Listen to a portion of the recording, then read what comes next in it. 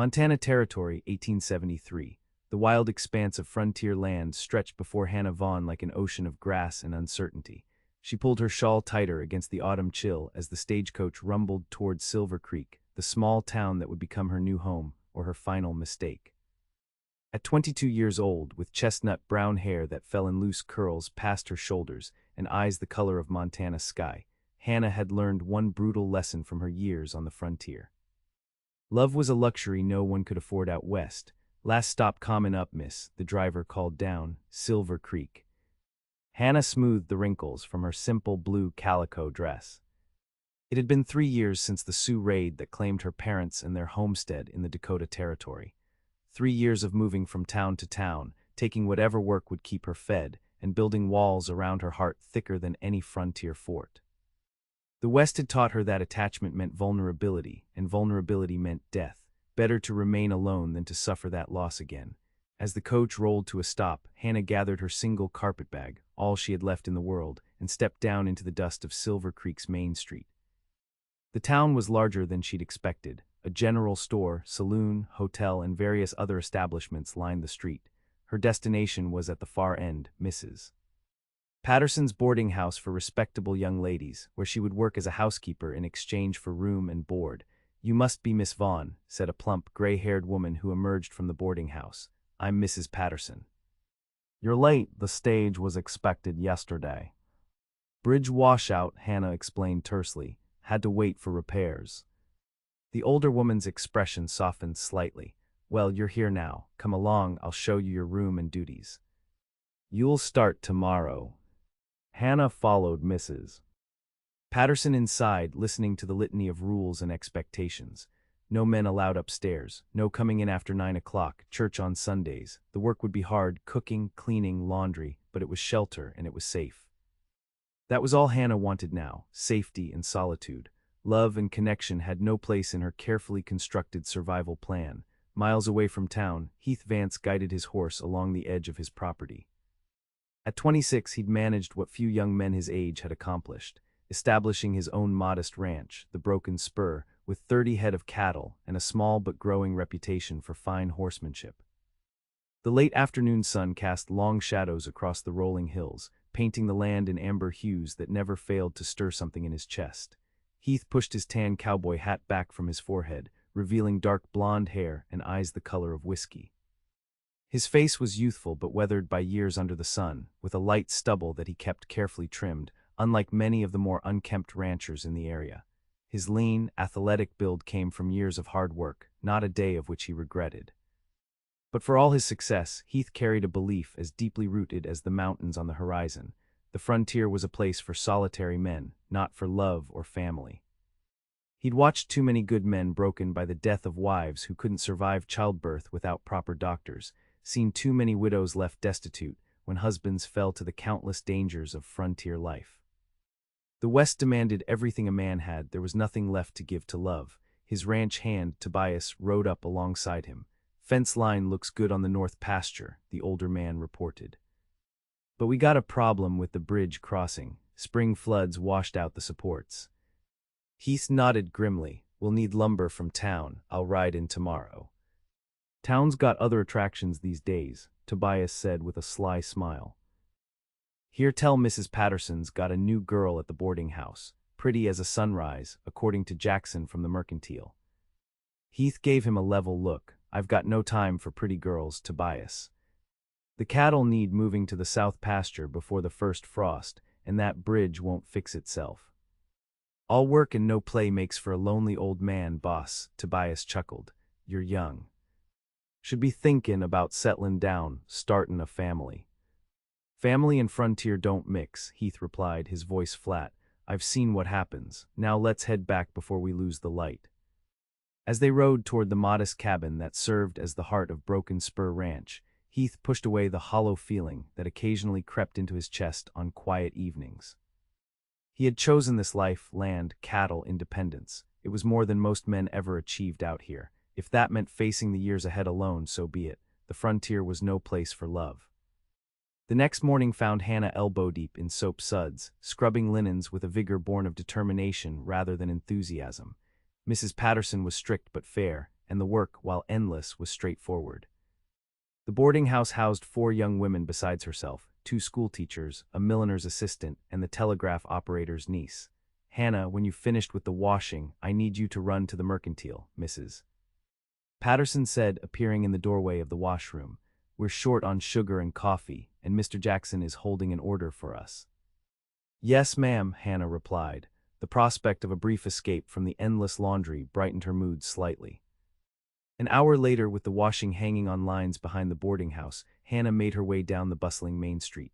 Silver Creek might be small by Eastern standards, but it had an energy that surprised her. Miners, cowboys, farmers, and townsfolk all going about their business with purpose.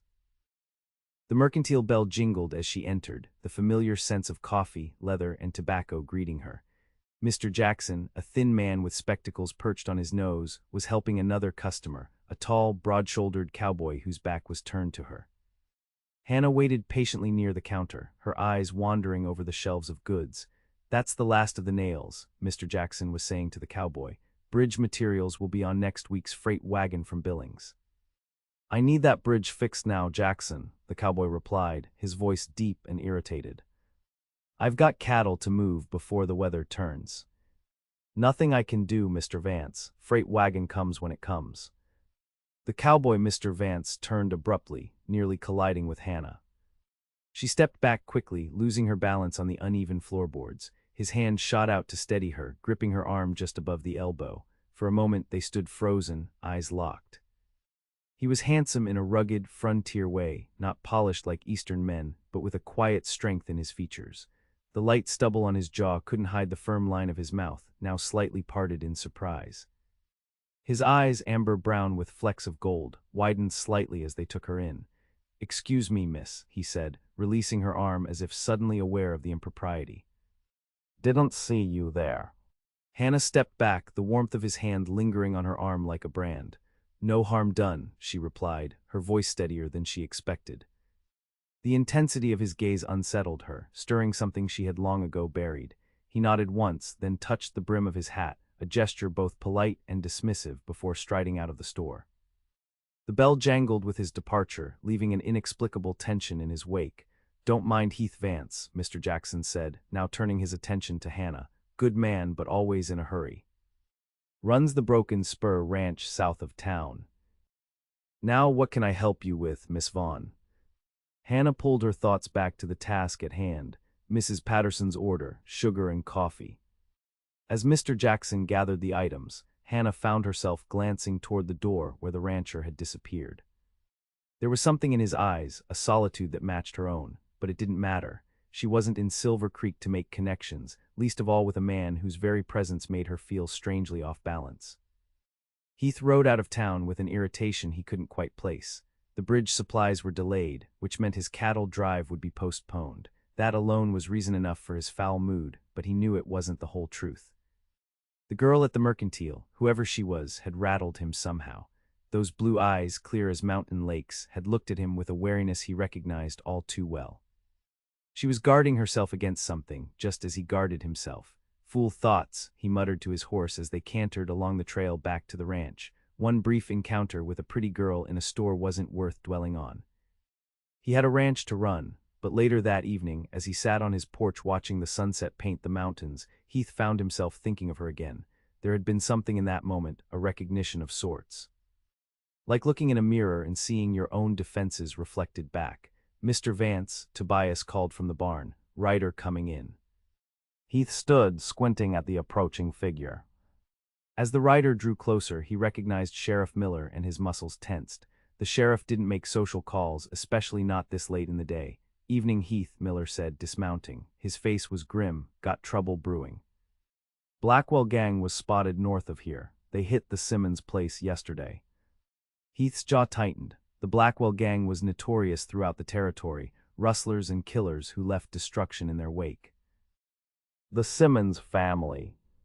Wife and daughter hiding in the root cellar. Simmons himself took a bullet, but he'll live. They took 20 head of cattle." "And you think they're headed this way?" The sheriff nodded. "They follow the creek south. Your place would be next in line. Thought you should know. I'm gathering men for a posse, but it'll take time." I appreciate the warning, Heath said, his mind already calculating. I've got Tobias and two other hands. We'll keep watch. After the sheriff left, Heath called his men together. Double the night watch, he ordered. No one rides alone until this is over. Tobias, get the rifles from the storehouse. As the men dispersed to their tasks, Heath gazed toward the distant lights of Silver Creek. The town would be vulnerable if the Blackwell gang decided to raid it instead of the outlying ranches. For a brief moment, he thought of the girl at the mercantile again. Would she be safe? He pushed the thought away. Silver Creek had its own lawmen. His responsibility was to his ranch and his men. That's how survival worked on the frontier. You protected what was yours and hoped others did the same. Still, as he checked his rifle and prepared for a long night, Heath couldn't shake the feeling that something fundamental had shifted in his carefully ordered world. The days fell into a rhythm for Hannah at the boarding house. Wake before dawn, light the stoves, prepare breakfast for the boarders, clean rooms, wash linens, help with dinner, and finally collapse into her small bed in the attic room she called her own. The work was exhausting but simple, requiring little thought beyond the tasks at hand, which was why she found it so frustrating that her mind kept wandering to the cowboy from the mercantile, Heath Vance. She had heard his name mentioned several times since their brief encounter, at the dinner table when the schoolteachers discussed local ranchers, at the church social she had attended with Mrs. Patterson, even at the laundry where the washerwoman gossiped about everyone in town. By all accounts, he was respected, a hardworking rancher who kept to himself, paid his debts, and dealt fairly with his hands. He rarely came to town except for supplies or the occasional community gathering. Some called him standoffish, others said he was simply focused on building his ranch. Hannah understood the latter all too well. Focus was how you survived. A week after her arrival in Silver Creek, disaster struck the boarding house. Hannah was in the kitchen preparing the evening meal when she smelled smoke. Moments later, one of the boarders, Miss Jenkins, burst into the room. Fire. The chimney in the parlor. Hannah dropped the spoon she was holding and ran toward the parlor, where flames were already licking up the wall behind the fireplace. Mrs. Patterson was attempting to beat them back with a rug, but the fire was spreading rapidly. Everyone out, Hannah shouted, her frontier instincts taking over. Miss Jenkins, ring the town bell. As the young woman ran to raise the alarm, Hannah helped Mrs. Patterson and the other boarders from the house. The town's volunteer fire brigade arrived minutes later, forming a bucket line from the well to the boarding house, but it was clear they were fighting a losing battle. The structure was old, the wood dry from years under the Montana sun.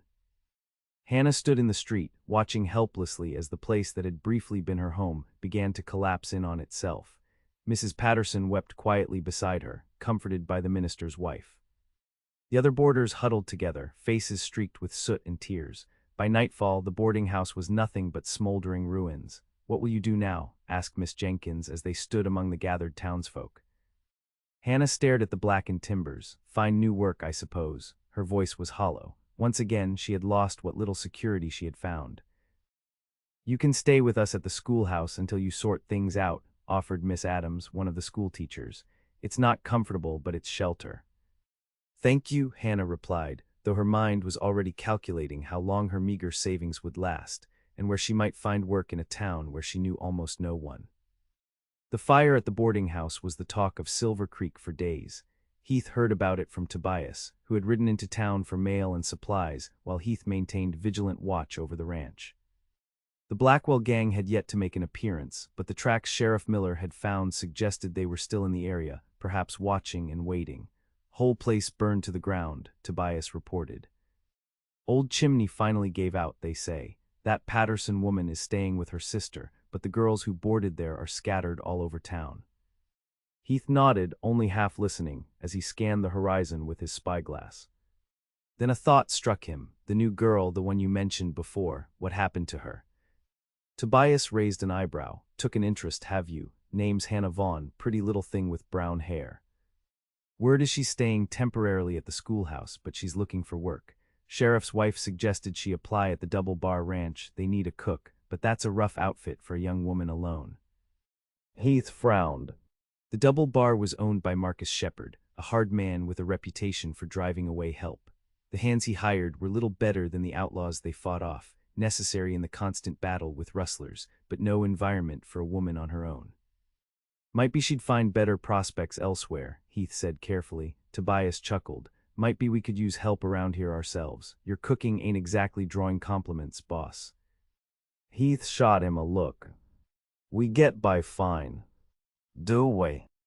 Last batch of biscuits you made could have been used to shoe the horses. Despite himself, Heath smiled slightly. That bad.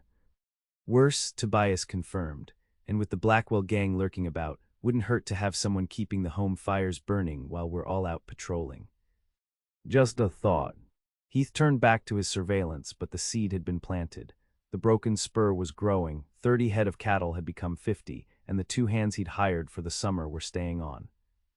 The work of feeding them all fell to whoever wasn't on more critical duties, which usually meant poor meals prepared in haste. It was a practical consideration, he told himself. Nothing to do with blue eyes that had lingered in his memory. Besides, offering the girl a job would be a kindness when she needed it most, the sort of neighborly duty expected on the frontier. It didn't have to mean anything more. I'll think about it, he said finally. 2 days later, Heath rode into Silver Creek. He told himself it was primarily to check on the bridge supplies and speak with Sheriff Miller about the Blackwell situation. If he happened to inquire about Miss Vaughn's whereabouts, it would be a matter of community concern, nothing more. The town was quiet that morning, with only a few people moving along the boardwalks. Heath tied his horse outside the sheriff's office and stepped inside, where he found Miller cleaning his revolver at his desk. Vance, the sheriff acknowledged with a nod. Any sign of Blackwell? Nothing yet, Heath replied, taking a seat across from him. But my south pasture borders Shepard's land. If they hit him, we'll be close behind. Miller grunted. Shepard's got twice the men you do, rougher sorts too. That's supposed to comfort me. The sheriff chuckled humorlessly. Just saying they might hit softer targets first. Speaking of which, heard you're short-handed at the ranch. Heath raised an eyebrow. News travels fast. Small town, Miller shrugged. Also heard you might be looking for a cook. That why you're really in town today. Heath felt his neck grow warm. Practical need, nothing more. Tobias suggested it might be sensible with winter coming on. Thought I'd ask about that girl from the boarding house fire, Miss Vaughn. The sheriff's eyes twinkled with something that looked suspiciously like amusement. Did you now? Well, she's over at the schoolhouse, helping Miss Adams with the children this morning. Proud girl from what my wife says, turned down charity offers from half the town, looking for honest work, not handouts. Heath nodded, oddly relieved to hear it. Appreciate the information, Sheriff. Any word on those bridge supplies? After finishing his business at the sheriff's office and checking at the mercantile, where the bridge supplies were still delayed, Heath found himself walking toward the small schoolhouse at the edge of town. He told himself it was simply on his way back to his horse, though it plainly wasn't. The sound of children reciting their letters drifted through the open window. Heath hesitated, suddenly uncertain. What was he doing? Offering a job to a woman he'd barely met, based on a moment's connection and Tobias's nudging. It seemed foolish in the bright light of day. As he turned to leave, the schoolhouse door opened, and Hannah Vaughn emerged, carrying a stack of small slates. She stopped short when she saw him, recognition flashing across her face. Mr. Vance, she said, her voice cautious but not unwelcoming. Miss Vaughn, he replied, touching the brim of his hat. I heard about the boarding house. A terrible misfortune. She nodded, shifting the slates in her arms. Yes, well, the frontier teaches us not to grow too attached to things or places. There was something in her tone that resonated with him, a practiced detachment he recognized all too well. Or people, he asked before he could stop himself. Her blue eyes widened slightly, then narrowed. Especially people, Mr. Vance. Was there something you needed? Miss Adams is still conducting lessons. Heath cleared his throat. Actually, I came to speak with you. I understand you're seeking employment. I am, her chin lifted slightly, pride evident in her posture. Do you know of something suitable? My ranch, the Broken Spur. We're in need of someone to cook and keep house. It's honest work, fair pay. He found himself rushing the words. You'd have your own cabin, small but private. We're 5 men total, all respectable. Hannah studied him, her expression guarded. Why me? Surely there are others in town with more experience. Perhaps, Heath admitted, but Tobias, my foreman, heard good things about you from Mrs. Patterson, and with the Blackwell gang in the area, I need my hands focused on protecting the ranch, not taking turns at the cook stove. A flash of understanding crossed her face. The Blackwell gang, they're here. Nearby, Heath confirmed. They've hit the Simmons place already. We're keeping watch, but I need every man on patrol or working the herd. Hannah was quiet for a moment, considering. Heath could almost see the calculations happening behind those clear eyes, weighing risk against need, pride against practicality. When would you need me to start? She asked finally. Today, if possible, Heath replied, then added, I can have you back in town by Sunday for church if that's important to you. A small smile touched her lips, the first he'd seen. It transformed her face, softening the wariness that seemed her natural expression. That's considerate but unnecessary. I assume you have supplies I can work with. Heath nodded, basic pantry goods, nothing fancy. I don't need fancy, mister. Vance, just clear expectations. Her gaze was direct now. I should tell you I'm not looking for anything permanent, just until I can save enough to move on. The statement shouldn't have disappointed him, but somehow it did. Understood. The Broken Spur is just a stopping place for me to earn what I need for California, she added, a distant look briefly crossing her face. California? Heath asked, curious despite himself. My aunt lives in San Francisco, she explained. I've been working my way west to join her. Silver Creek was meant to be a winter stop before continuing in the spring. Heath nodded. The Broken Spur can be your winter stop instead. Better pay than the boarding house, I'd wager. Hannah seemed to come to a decision. Very well, Mr. Vance, I accept your offer on a trial basis. If either of us finds the arrangement unsuitable after a week, no hard feelings. Agreed, Heath said, oddly relieved. I can wait while you collect your things if you don't have much. Everything I own fits in one carpetbag, mister. Vance, Hannah replied with that same matter-of-fact tone that spoke volumes about her life. Give me 10 minutes to speak with Miss Adams and gather my belongings. As she disappeared back into the schoolhouse, Heath was struck by the strange feeling that he had just set something significant in motion, something beyond a simple employment arrangement. He shook it off. This was a practical solution to a practical problem, nothing more. The fact that Miss Vaughn was beautiful and stirred something in him was irrelevant. The frontier was no place for such complications. Yet as they rode toward the Broken Spur an hour later, Hannah seated on a borrowed mare beside him, Heath couldn't help but notice how naturally she sat in the saddle, how her eyes constantly scanned the horizon, the habits of someone who knew the frontier's dangers all too well. You ride well, he observed, breaking the silence that had stretched between them. My father taught me, she replied. We had a small homestead in Dakota Territory before. She trailed off, then straightened her shoulders. Before I decided to head west.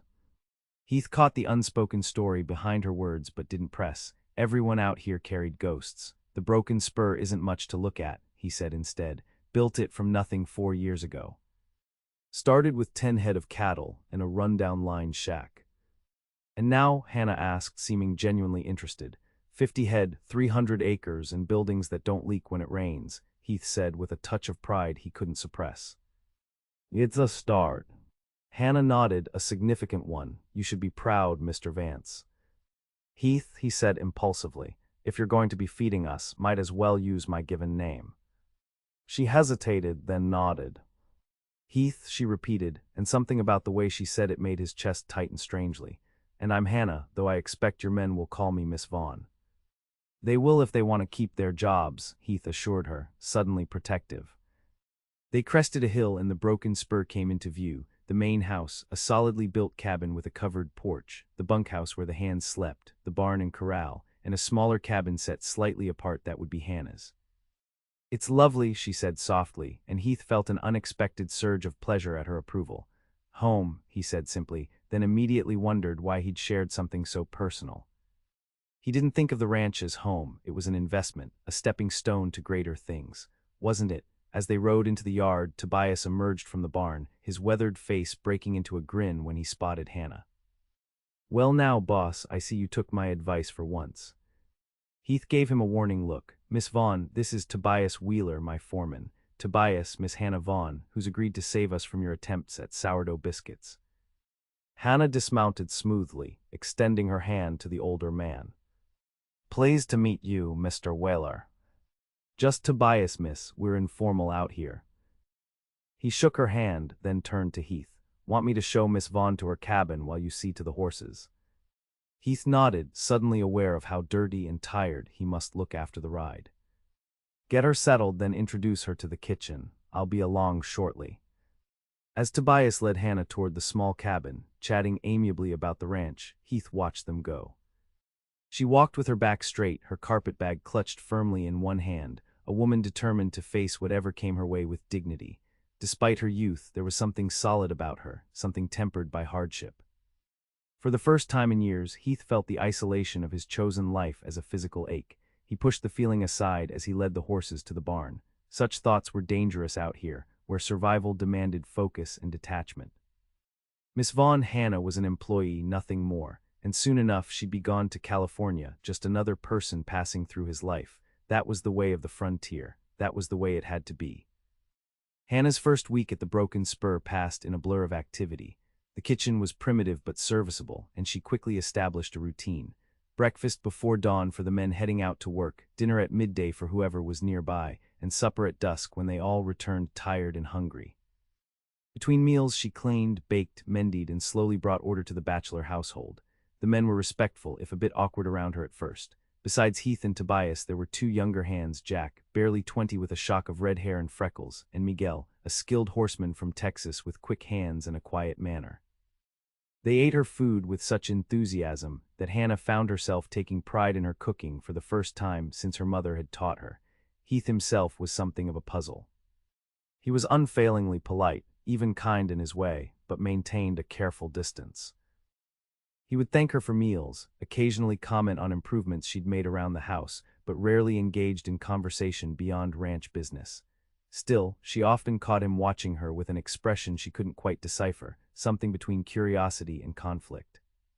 On the fifth day, Hannah was hanging laundry behind her cabin when she heard hoofbeats approaching at speed. She turned to see Heath riding hard toward the main house, his expression grim. Tobias emerged from the barn, and the two men spoke urgently before Tobias ran to saddle another horse. Hannah hurried toward them, her heart suddenly racing. What's happened?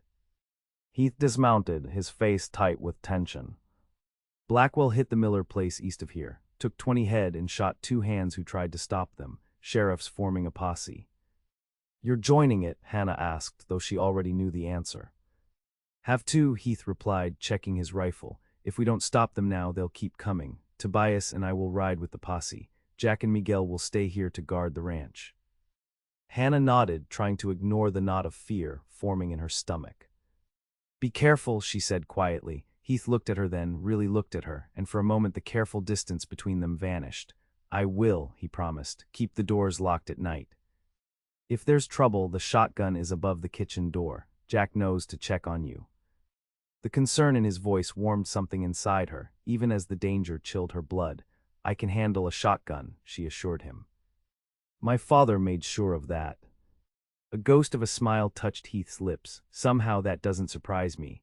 Then Tobias returned with the second horse, and the moment was gone. "We'll be back as soon as we can," Heath said, swinging into the saddle. Hannah watched them ride away, the familiar fear of loss rising in her throat like bile. This was why she couldn't afford attachments on the frontier, because men rode off to face danger, and sometimes they didn't return. She had learned that lesson with her father, but as she returned to her laundry, Hannah realized with a start that it was already too late. Somehow in just 5 days she had come to care what happened to Heath Vance. The posse returned 3 days later, tired and empty-handed. The Blackwell gang had crossed into Idaho territory, beyond their jurisdiction, but not before hitting 2 more ranches. No lives had been lost, but the territory was on edge, everyone watching horizons and keeping rifles close at hand. Hannah had spent those 3 days in a state of constant anxiety, jumping at every sound, watching the trail for riders. When she finally saw Heath and Tobias returning, the relief that flooded through her was so intense she had to grip the porch rail to steady herself. She didn't run to meet them, that would have been improper, but she did have hot coffee and food waiting. As Heath sank into a chair at the kitchen table, the exhaustion evident in every line of his body, Hannah placed a plate before him and found herself resisting the urge to touch his shoulder in comfort. "Eat," she said instead. "You look half-starved." Heath looked up at her, his amber eyes bloodshot from lack of sleep. "Thank you," he said simply, but the words seemed to carry more weight than a mere acknowledgement of food. That night, after the men had eaten and retreated to their beds, Hannah sat alone on the small porch of her cabin, watching the stars emerge in the vast Montana sky. The ranch was quiet, peaceful in a way that belied the dangers lurking beyond its boundaries. A soft footfall alerted her to someone's approach. She tensed, then relaxed when she recognized Heath's silhouette in the moonlight. "May I join you?" he asked, stopping at the edge of her porch. "Of course," Hannah replied, gesturing to the second chair beside her. Heath sat, his long frame settling into the wooden chair with a sigh. For a while they simply sat in companionable silence, watching the night sky. "I've been meaning to thank you," Heath said finally. "The men mentioned how well you looked after things while we were gone. Jack said you even helped him mend tack." Hannah smiled slightly. "I know my way around leather work. My father was particular about maintaining his gear." "You've mentioned your father several times," Heath observed carefully, "but never the rest of your family." Hannah was silent for a moment, debating how much to share. The night's stillness and Heath's quiet presence made it easier to speak of things she usually kept locked away. "They're gone," she said finally. 3 years ago, Sioux raiders hit our homestead in Dakota Territory. I was in town trading. When I returned," she swallowed hard, "there was nothing left to bury." Heath's breath caught audibly. "Hannah, I'm sorry, I shouldn't have asked." "It's all right," she said, surprised to find she meant it. "It's part of who I am now. I learned then that the frontier gives and takes without mercy or reason. That's why I'm going to California. There's civilization there, safety." "And here," Heath asked softly, "is there nothing here worth staying for?" The question hung between them, laden with unspoken meaning. Hannah looked at him, at his profile etched in moonlight, and felt a dangerous warmth spreading through her chest.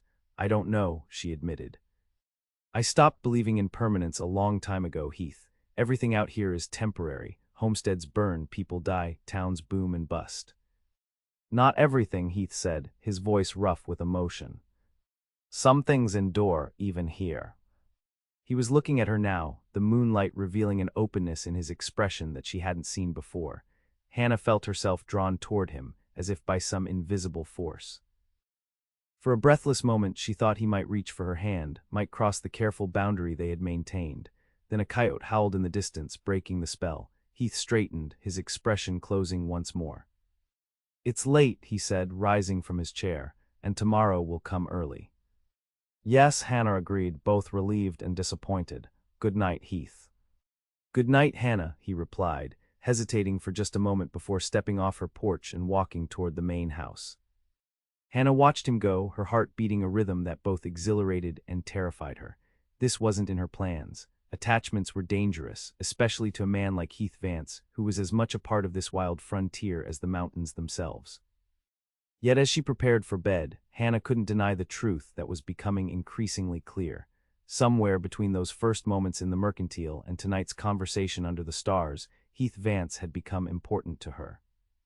And that realization was the most frightening thing she'd encountered since coming west. Autumn deepened toward winter, and Hannah's trial period at the broken Spur extended without either of them mentioning its temporary nature. The first snow dusted the mountains, and the ranch settled into the slower rhythms of the cold season. Cattle were moved to sheltered pastures, buildings were winterized, and food stores were checked and rechecked. Hannah found herself settling in as well, adding small touches that transformed the stark main house into something more welcoming. Curtains sewn from fabric ordered from the mercantile, a braided rug before the hearth, shelves organized and cleaned. If Heath noticed these changes, he didn't comment directly, but she sometimes caught him running his fingers over the curtains or standing in the doorway, surveying the room with a look of quiet contentment. Their evening conversations on her porch had become a ritual of sorts, weather permitting. They spoke of their pasts in careful measures, Heath sharing stories of his journey west from Pennsylvania after the war, his years working other men's ranches until he could afford his own land. Hannah revealing bits of her life before the raid, her travels afterward, her dreams of California. They never again approached the intimacy of that first night under the stars, but something was growing between them nonetheless, a friendship built on mutual respect and shared understanding. 2 weeks before Christmas, Heath announced he needed to ride into Silver Creek for supplies. "Winter's setting in," he explained over breakfast. "Best to stock up before the passes get too deep with snow. I'll be taking the wagon." "Hannah, do you need anything from town?" A few things for Christmas dinner, she admitted, and she hesitated, suddenly self-conscious. I thought I might look for small gifts for the men, nothing extravagant, but… Heath's expression softened. That's thoughtful of you. Would you like to come along? The wagon has room. The invitation surprised her. I wouldn't want to be in the way, she said, though the prospect of a day in town was appealing after weeks at the ranch. Not in the way at all, Heath assured her. In fact, you'd be doing me a favor. I'm not much for selecting proper supplies. Tobias says I always forget something important. In that case, I'd be happy to join you, Hannah replied, ignoring the knowing look Tobias exchanged with Miguel across the table. They set out the next morning, bundled against the December chill. The wagon creaked over the frozen ground, their breath forming clouds in the crisp air. Hannah sat beside Heath on the bench, a thick blanket across their laps, oddly conscious of his warmth beside her. The ranch looks different in winter, Heath observed as they crested a hill that offered a view back toward the broken spur. Peaceful somehow. Hannah followed his gaze. The ranch buildings huddled together against the vast white landscape, smoke rising from the chimney, everything softened by a layer of snow. It's beautiful, she agreed, like something from a painting. Hard to believe I started with just that old line shack, Heath said, nodding toward a small structure barely visible at the edge of the property. Slept there for 6 months while I built the main house. Roof leaked so bad I might as well have slept under the stars. You've built something remarkable, Hannah said sincerely. Heath glanced at her, a ghost of a smile touching his lips. It's coming along, still plenty to do. There always is on a ranch, Hannah agreed. My father used to say a ranch is never finished, only abandoned. Wise man, your father. He was, Hannah said softly. He would have liked you, I think. Heath's eyes met hers, something warm and unexpected in his gaze. I hope so, he said quietly. The moment stretched between them, fragile and significant, until the wagon hit a rut in the road, jolting them both. Heath cleared his throat and returned his attention to the trail, but something had shifted between them, some unspoken acknowledgement of feelings that were becoming harder to ignore. Silver Creek was bustling with pre-Christmas activity when they arrived. Garlands decorated the storefronts, and a small tree stood in front of the church, festooned with simple ornaments made by the schoolchildren. I have business at the bank in the feed store, Heath said as he helped Hannah down from the wagon. Shall we meet at the mercantile in an hour? That would be fine, Hannah replied, adjusting her bonnet. I have some shopping to do myself. As Heath turned to secure the wagon, a familiar voice called out, Hannah Vaughn, is that really you? Hannah turned to see Mrs. Patterson hurrying toward her, arms outstretched. My dear girl, we've all been wondering about you. When you didn't return to town after that first week, some feared the worst. Hannah accepted the older woman's embrace awkwardly. I've been well, Mrs. Patterson. Mr. Vance has been a fair employer. Mrs. Patterson's eyes darted to Heath, who was watching the exchange with a neutral expression. I'm sure he has, she said, her tone suggesting otherwise. But surely you don't mean to stay out there all winter, a young woman alone among cowboys. It's hardly proper. Hannah felt her cheeks warm with embarrassment and something like anger. I have my own cabin, Mrs. Patterson. The men are respectful. I'm safer there than I was in many towns I've passed through. Still, the older woman persisted, lowering her voice. People talk, my dear, and they've been talking about you and Mr. Vance. If you value your reputation… Mrs. Patterson, Heath interrupted, stepping forward. His voice was polite but carried an edge of steel. Miss Vaughn has been a godsend to my ranch. She's treated with nothing but respect by me and my men. If anyone in town suggests otherwise, they answer to me. The older woman blinked, taken aback by his directness. Well, I'm sure you mean well, Mr. Vance, but… I believe I have some shopping to do, Hannah interrupted, her spine stiffening. Good day, Mrs. Patterson. It was lovely to see you again. She walked away, head high, though her heart was pounding. Heath fell into step beside her, his expression unreadable. I apologize for that, he said once they were out of earshot. Small towns and their gossip. It's not your fault, Hannah replied, though her cheeks were still burning. Mrs. Patterson means well in her way. She believes a woman's place is clearly defined, preferably within the town limits and under proper supervision. And what do you believe? Heath asked quietly. Hannah stopped walking and looked up at him. I believe a woman's place is wherever she chooses to make it, she said firmly, whether that's a boarding house in town or a cabin on a ranch or somewhere else entirely. Something like admiration flickered in Heath's eyes. Well said, he murmured, then with a slight smile he touched the brim of his hat. I'll see you at the Mercantile in an hour. As Hannah watched him stride away, she realized Mrs. Patterson's warning had stirred something unexpected in her, not shame, but a fierce protectiveness toward the life she was building at the broken Spur. Somehow, without her noticing, that small ranch had become more than just a temporary stop on her journey west. It had become something dangerously close to home. The thought both thrilled and terrified her. Christmas at the broken Spur was a simple but joyful affair. Hannah had decorated the main house with pine boughs and red berries and prepared a feast that left the men groaning with contentment. The small gifts she had selected were received with touching gratitude: new gloves for Tobias, a book of adventures for Jack, a finely crafted belt for Miguel. For Heath, she had found a journal bound in soft leather, with his initials tooled on the cover. For your ranch records, she explained as he ran his fingers over the smooth surface, or whatever you wish to write. It's perfect, Heath said, his eyes meeting hers with warmth that made her pulse quicken. Thank you, Hannah.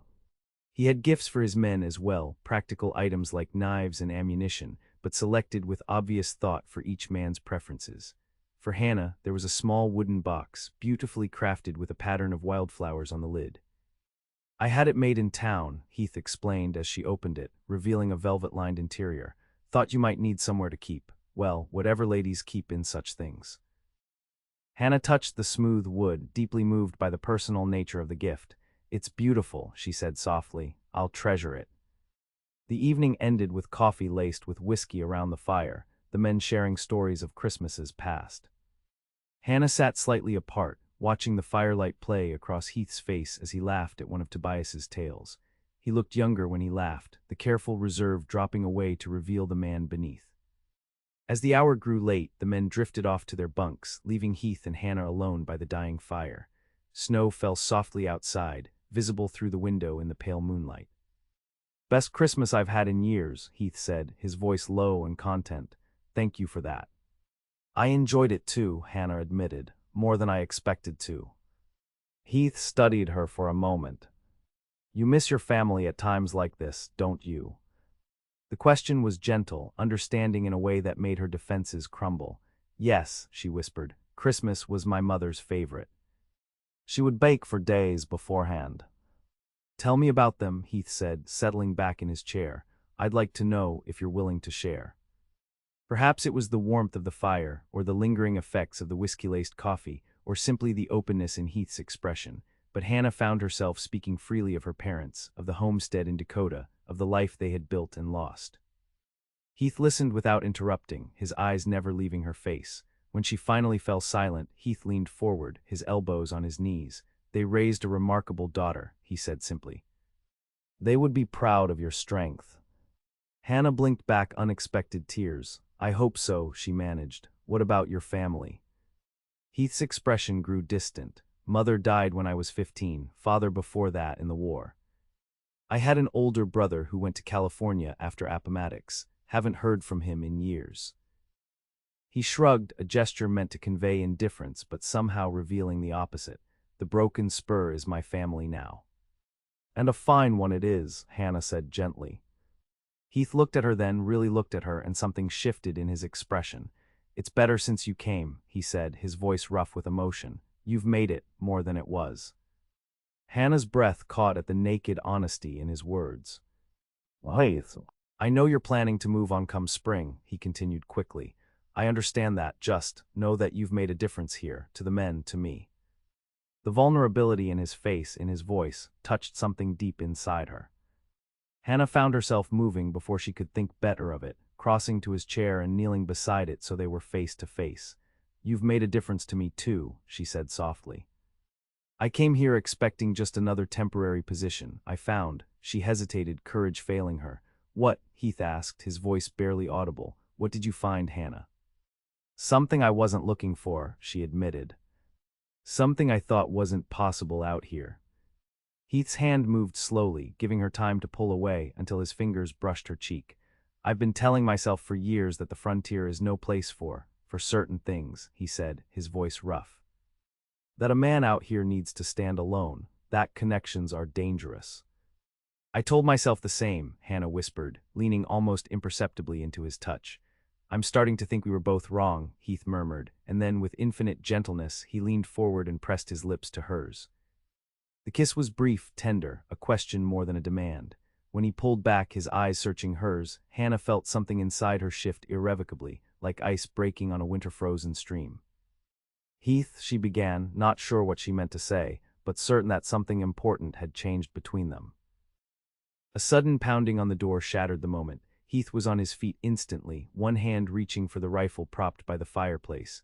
Vance, a voice called from outside. It's Miller. Open up. Heath strode to the door, Hannah rising to her feet behind him.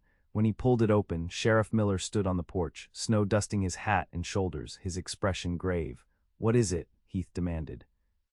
Blackwell, Miller said grimly. They're back in the territory, hit the Parson place tonight, and this time they left a message for you. Heath's entire body tensed. What message? Said you're next, Miller replied. Said they know you rode with the posse after them. They're making examples now. Hannah's hand flew to her mouth, a cold dread spreading through her. Heath's face had hardened into something she barely recognized, all trace of tenderness gone, replaced by the grim resolve of a man preparing for war. How many? Heath asked, his voice clipped. At least 8 from the tracks, Miller said. I'm gathering men, but with the snow and Christmas it'll take time. Heath nodded once. We'll be ready. I've got 4 hands, good men. The ranch is defensible. Miller's eyes flickered to Hannah. Miss Vaughn should come to town. My wife would be happy to. No, Hannah interrupted firmly. I stay here. Both men looked at her with surprise. Heath's expression shifted to concern. Hannah, the sheriff's right. It would be safer. I've faced raiders before, she said, her voice steady despite the fear churning in her stomach. I know how to load a rifle and how to use it. I'm more use here than hiding in town. Heath studied her face for a long moment, then turned back to Miller. She stays, but send word when you've gathered men, and warn the other ranches. After the sheriff left, Heath moved with grim efficiency, waking his men and explaining the situation. They responded with the calm competence of men accustomed to frontier dangers, checking weapons and discussing defensive positions. In the midst of the preparations, Heath pulled Hannah aside. You don't have to do this, he said quietly. No one would think less of you for going to town. Hannah met his gaze steadily. I would think less of me, she replied. This is my home too, Heath, at least for now. I won't abandon it or you when trouble comes. Something flickered in his eyes, surprise, admiration, and something deeper that made her heart race despite the danger. We'll talk about that kiss when this is over, he said, his voice low. About what it means. Yes, Hannah agreed, we will. For 3 days, the broken Spur existed in a state of tense readiness. The men took shifts watching the approaches to the ranch, rifles ready. Hannah kept food prepared at all hours and helped clean weapons, her hands steady despite the fear that sometimes threatened to overwhelm her. At night, they all slept in the main house, barricading the doors and windows. On the 4th day, near dusk, Jack spotted riders approaching from the north, at least 10 men, moving fast across the snow-covered plain. It's them, Heath said grimly, watching through his spyglass. Blackwell's in front. I recognize the horse. Hannah felt her heart pounding in her chest but kept her voice calm. What's the plan? Tobias and Miguel are positioned in the barn, Heath explained. Jack's in the bunkhouse. You and I will stay here in the main house.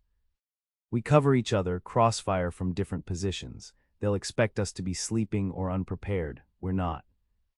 Hannah nodded, gripping the shotgun Heath had given her. I understand. Heath looked at her then, his expression softening briefly. Hannah, if something happens to me. It won't, she interrupted fiercely. We'll stop them together. A ghost of a smile touched his lips. Yes, ma'am, he said, then grew serious again. But if it goes badly, there's a box under my bed. Papers for the ranch. I've updated them. You should know that. Before Hannah could ask what he meant, the sound of hoofbeats grew louder. Heath moved to one window, motioning Hannah to another, and they waited in tense silence as the riders approached the ranch yard. Vance, a voice bellowed from outside, come out and face me like a man. or we burn you out." Heath remained silent, his rifle trained on the mounted figures visible in the fading light. "Last chance, Vance," the voice called again. "Send out your men unarmed, and maybe I'll let them live." When no response came, the riders spread out around the ranch yard. One dismounted, carrying something in his hands. It took Hannah a moment to realize it was a torch. "They're going to try to burn us out," Heath murmured. "On my signal, we shoot. Aim for the one with the torch first." Hannah nodded, raising the shotgun to her shoulder. Her hands were trembling slightly, but her aim was steady. Then everything happened at once. The man with the torch moved toward the barn, and Heath's rifle cracked, sending him sprawling. Gunfire erupted from all sides, from the barn where Tobias and Miguel were positioned, from the bunkhouse where Jack waited, from the outlaws surrounding the ranch. Hannah fired at a rider who charged toward the house, the shotgun's recoil slamming into her shoulder. The man fell from his horse, but another took his place, bullets splintering the wood around the window where she crouched. Heath moved with deadly precision, firing and reloading, his face set in grim determination. Outside, men shouted and horses screamed. Through the chaos, Hannah could make out Tobias's voice from the barn and Jack's answering call from the bunkhouse. Then a new sound cut through the gunfire, the thunder of approaching hooves, many of them. Sheriff Miller's posse had arrived, flanking the Blackwell gang from behind. Caught in the crossfire, several outlaws fell immediately. The others tried to regroup, but it was too late. Within minutes, the shooting had stopped, replaced by the shouts of the sheriff's men securing prisoners and checking the wounded. Heath lowered his rifle slowly, his breathing heavy. "Are you hurt?" he asked Hannah, his eyes searching her face. "No," she managed, though her hands were shaking badly now that the danger had passed. "You?" "I'm fine," he replied, though she noticed he was favoring his left arm. "Stay here, I need to check on my men." But before he could move toward the door, it burst open, revealing Sheriff Miller, his revolver still in hand. "Vance, you alive in here?" "We're here," Heath confirmed, "my men." "All accounted for," Miller replied. "Tobias took a graze to the leg, but he'll be fine. We got most of Blackwell's gang, 3 dead, 5 captured. Blackwell himself got away with 2 others, but they're headed for the border with my deputy in pursuit." Hannah sank into a chair, the shotgun still clutched in her hands, as the reality of what had just happened washed over her. They had faced killers and survived. The ranch still stood. Heath and his men were alive. "Miss Vaughn," Sheriff Miller said, noticing her for the first time, "are you injured?" Hannah shook her head, finding her voice. "No, Sheriff, just processing." Heath crossed to her then, gently taking the shotgun from her hands and setting it aside. "You were magnificent," he said quietly, for her ears alone. "I've seen seasoned cowboys with less courage." She looked up at him, at the sincerity in his eyes, and something broke loose inside her, all the fear and tension of the past days rushing out in a flood of emotion. Without caring who was watching, she rose and threw her arms around Heath's neck, holding him tightly. After a moment's hesitation, his arms came around her, strong and secure. "It's over," he murmured against her hair. "We're safe." Sheriff Miller cleared his throat awkwardly. "I'll, check on the prisoners," he said, backing toward the door. "Vance, will need statements in the morning." Heath nodded without releasing Hannah. When they were alone, he pulled back just enough to look into her face. "That box I mentioned," he said softly. "The papers. I put your name on the ranch deed alongside mine, just in case." Hannah blinked in confusion. "My name? But why would you?" "Because I love you," Heath said simply. "Because I don't want to be alone anymore. Because the broken Spur needs you. I need you." Hannah stared at him, her heart pounding for entirely different reasons now. "Heath, You don't have to say anything now," he hurried on. "I know you have plans, California and your aunt. I'm not trying to trap you here, but I wanted you to know in case." He paused, swallowing hard. "In case I didn't get another chance to tell you." Hannah reached up to touch his face, feeling the light stubble beneath her fingertips. "I love you too," she whispered, the truth of the words settling in her chest like a physical weight. "I wasn't looking for this for you, but somehow you found me anyway." Heath's smile was like the sun breaking through clouds. "Does this mean you might consider staying, not just until spring, but longer?" "I think," Hannah said slowly, "that I've been running for 3 years, looking for something I couldn't name. Safety, perhaps, or belonging." Her eyes met his, steady and sure. "I've found it here with you. This is where I want to be." Heath's arms tightened around her, and he leaned down to press his forehead against hers. "I always thought the frontier was no place for love," he murmured, "that a man had to stand alone to survive out here." "So did I," Hannah admitted. "We were both wrong." "Gloriously wrong," Heath agreed, and then he kissed her, not the gentle, questioning kiss of Christmas night, but something deeper, a promise and a claiming all at once. When they finally separated, breathless and smiling, Heath brushed a strand of hair from her face with tender fingers. "Marry me," he said softly, "not because of Blackwell or danger or fear, but because we've found something worth building a life around." Hannah's smile was radiant. "Yes," she replied simply. "Yes, I will marry you, Heath Vance." Outside, the men were gathering in the ranch yard, tending to the wounded and securing prisoners. Soon they would need to join them to deal with the aftermath of the attack. But for this moment, in the quiet of the house they had defended together, Hannah and Heath stood in each other's arms, no longer alone in the vastness of the frontier. Spring came to Montana in a rush of green and wildflowers. The broken spur had changed in the months since the Blackwell attack. New hands had been hired, the herd had grown, and the main house had been expanded with a proper bedroom and a larger kitchen. Most significantly, Heath and Hannah had been married in a simple ceremony at the Silver Creek Church, attended by the entire town and celebrated with a feast that people still talked about weeks later. On a warm May evening, Hannah stood on the porch of what was now truly her home, watching Heath and the men bringing the cattle in for the night. She touched the simple gold band on her finger, still not quite accustomed to its presence or the happiness it represented. As Heath approached the house, his hat pushed back on his head and a smile lighting his face at the sight of her, Hannah reflected on the journey that had brought them here. From a chance meeting in a mercantile to defending their home side by side, they had discovered a truth that changed everything. The frontier wasn't just a place of danger and isolation, but also of possibility and connection. "Love could not only survive here, but thrive. What are you thinking about so seriously?" Heath asked as he climbed the porch steps and pulled her into his arms. "About how wrong we both were," Hannah replied, leaning into his embrace. "About the frontier, about being alone." Heath's laugh rumbled against her cheek. "Best mistake I ever made, being wrong about that." "The very best," Hannah agreed, lifting her face for his kiss. As the sun set over the mountains, painting the sky in shades of gold and crimson, Heath and Hannah Vance stood together on the porch of the broken spur, no longer two souls alone in the wilderness, but partners in all things, proving that even in the wild heart of the frontier, love could build a home stronger than any fortress, and two hearts could find in each other all the safety and belonging they had ever sought.